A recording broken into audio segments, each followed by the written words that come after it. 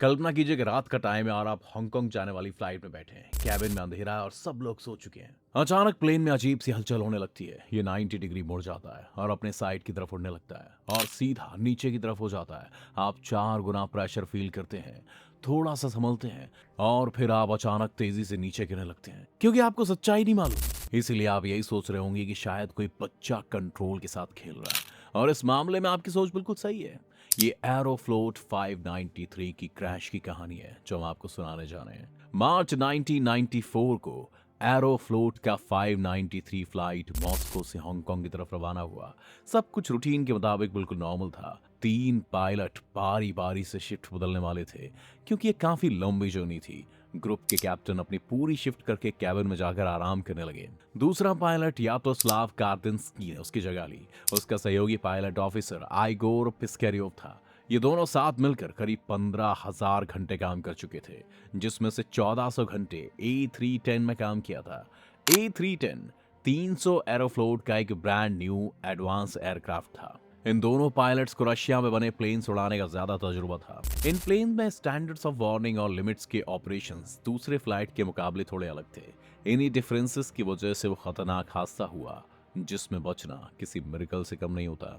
यही नहीं, पायलट और को पायलट के अलावा उस रात कॉकपिट में एक तीसरा पायलट भी था जिसका नाम व्लादिमीर मैकरोव था।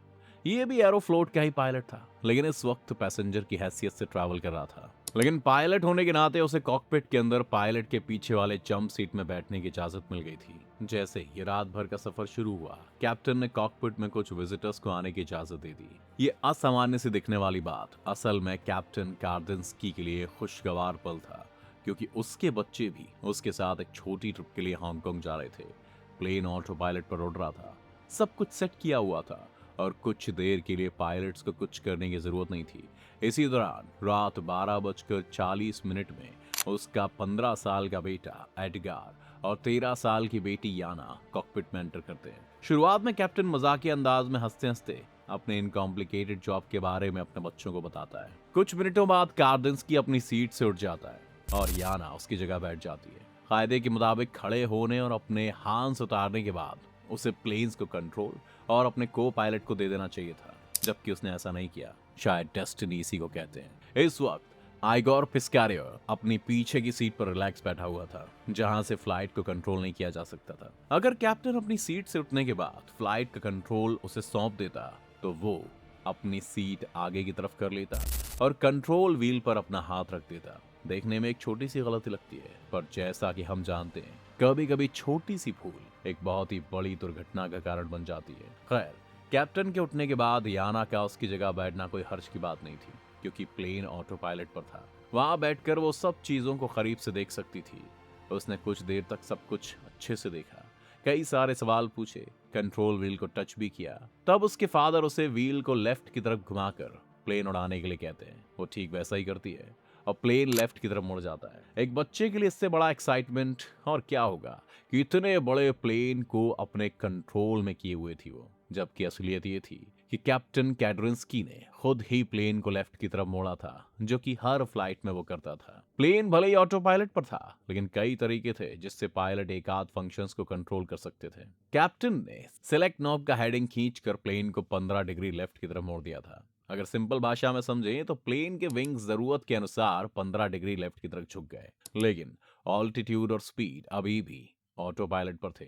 अब प्रोग्राम रूट भी रिज्यूम होने का वेट कर रहा था। फिर जैसे ही कैप्टन ने हेडिंग नॉब को वापस पुश किया, प्लेन फिर से ऑटो पायलट मोड पर आ गया और अपने रूट पर चलने लगा। एक पायलट इस फंक्शन को आंधी तूफान के दौरान यूज कर सकता है और तूफान के जाते ही वापस ऑटो पायलट मोड को रिज्यूम कर सकता है। सो पायलट ने इस वक्त भी वही किया। थोड़ी देर के लिए प्लेन को कंट्रोल करने का एक्सपीरियंस लेने के बाद याना अपनी सीट से उठ गई और वहां से निकलने ही वाली थी कि कैप्टन ने जल्दी से कहा कि इस तरह बार बार सीट से उठना और बैठना रिस्की हो सकता है। ग्राउंड में रडर पैडल्स बने हुए हैं और कई सारे बटन्स और स्विचेस भी हैं जो तुम्हारे घुटनों और कोहनी से टच हो सकते हैं। कैप्टन कार्दिंस्की ने उसे धीरे और सावधानी के साथ निकलने को कहा। अब तक सब कुछ ठीक चल रहा था और ऑटो पायलट भी पूरी तरह से कंट्रोल में था।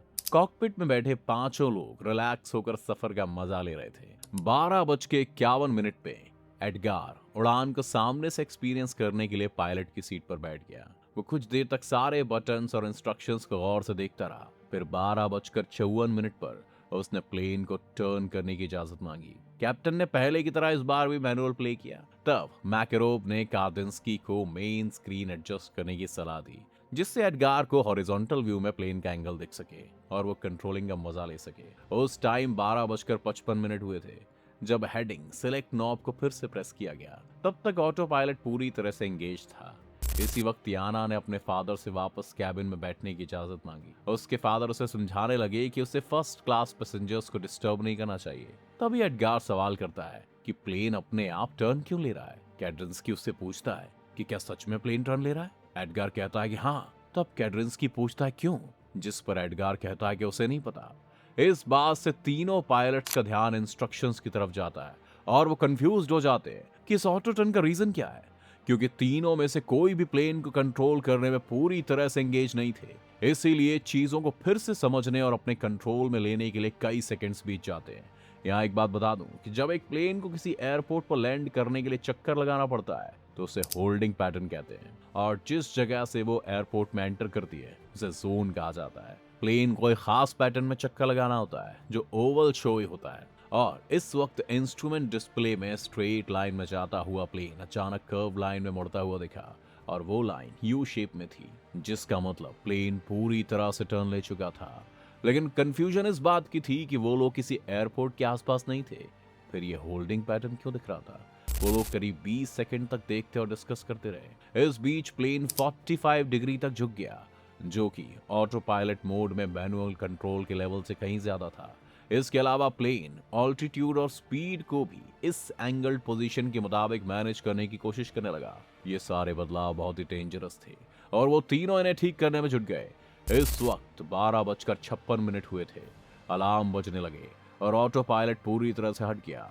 प्लेन 90 डिग्री मुड़ गया और नोज यानी प्लेन के सामने का हिस्सा 50 डिग्री नीचे की ओर झुक गया। इसका मतलब साफ था कि वो लोग अब 50 माइल्स पर आवर की स्पीड से नीचे जा रहे थे। प्लेन की दिशा और स्पीड मिलकर 4.6 जी फोर्स जनरेट कर रहे थे। ये प्लेन की स्ट्रक्चर और लिमिट से कहीं ज्यादा था। यही वजह थी कि वो लोग और तेजी के साथ नीचे गिरने लगे। इसी बीच एडगार और कैड्रिंस्की ने सीट बदल ली और को पायलट भी थर्स्ट को कम करके स्पीड को स्लो करने और नोज को उठाने की कोशिश करने लगा, पर सिचुएशन उससे संभलती उसके पहले ही कैप्टन के साथ सीट बदलते हुए एक्सीडेंटली एडगार का पैर रडर पैनल्स पर पड़ गया। उसके बाद वो हुआ जो किसी डरावने ख्वाब की तरह था। प्लेन आउट ऑफ कंट्रोल हो गया और स्पाइरल की तरह चक्कर काटता हुआ तेजी से नीचे की तरफ गिरने लगा। थोड़ी देर पहले पैसेंजर्स अपनी सीट में सेटल हुए थे और अब अचानक वो एक तरफ खिसकने लगे।